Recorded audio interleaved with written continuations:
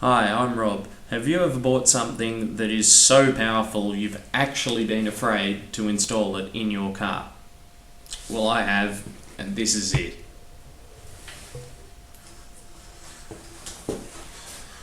What we have here is 130 decibels of absolute ear-shattering destruction, and we're going to have fun installing it into one of my cars. In case you were wondering just how loud 130 decibels is, here are a few other things that are also 130 decibels.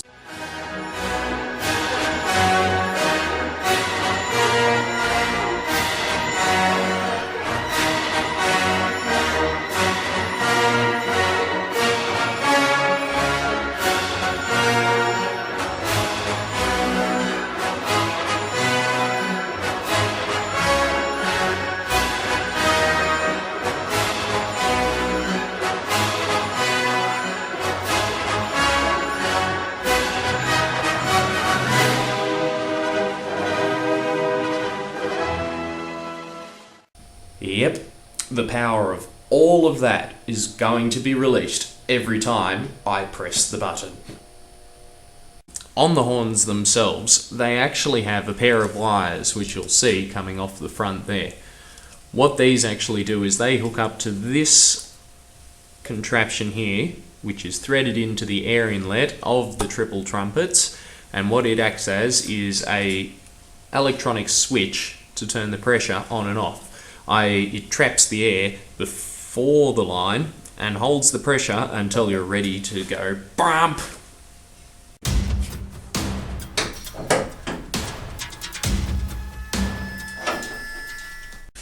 Now I just have to work out exactly where this is going to fit into here. Now, the only bit of space I've really got left in this engine bay is down here below where the washer bottle is going to go back in one day.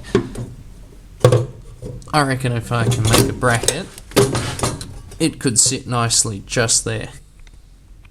Now I just have to make a bracket that makes this fitting here back to the car.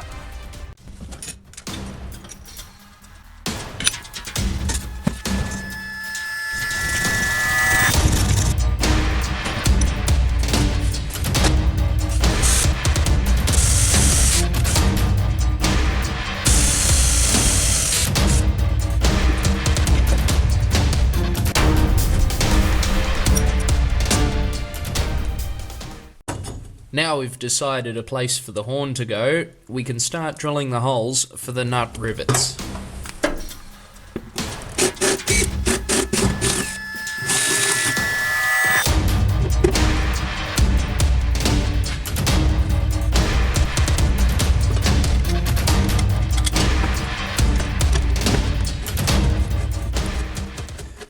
With one screw already in there, I'm now marking the positioning I want based on the angle that I want it to face.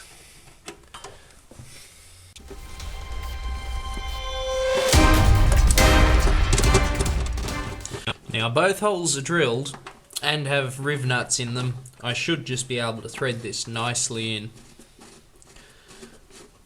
Short screwdrivers can get into some really difficult places.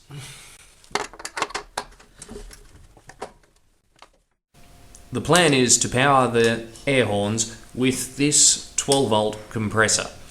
We are going to run it in line with a 12-volt air pressure regulator switch, which is going to turn it on when the air chamber reaches below 85 psi and will turn it back off when it reaches about 115. This particular air compressor is rated for 150 psi, so it should do the job just fine. When you're wiring your new circuits into your vehicle, it's very important that you add a fuse into each new line that you add. Otherwise, if you create a short circuit, it can spread to the rest of your car, creating all sorts of... this is deliberate. That's what a short circuit looks like, and this is exactly what you don't want to happen to your car. So use fuses. Bugger. After jacking up the car, I can begin to run the air line all the way to the back of the car, following the fuel line and holding it in place with cable ties.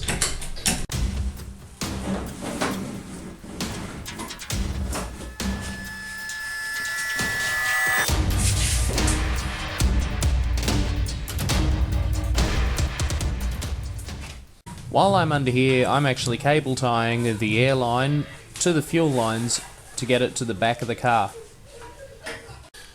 This is our air line. It goes all the way behind the engine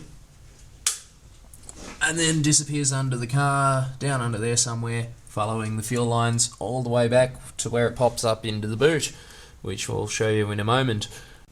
At this end, it's just connected straight in to the electronic switch, which when we press the button is going to let all the pressure that's contained inside this hose and any tanks that I may add later straight through the horns. All 105 psi of it. Should make a bloody awful sound. We're using a quick connector so that way when I want to install the tank later, I'm not going to have to unscrew 50 fittings just to put it in line.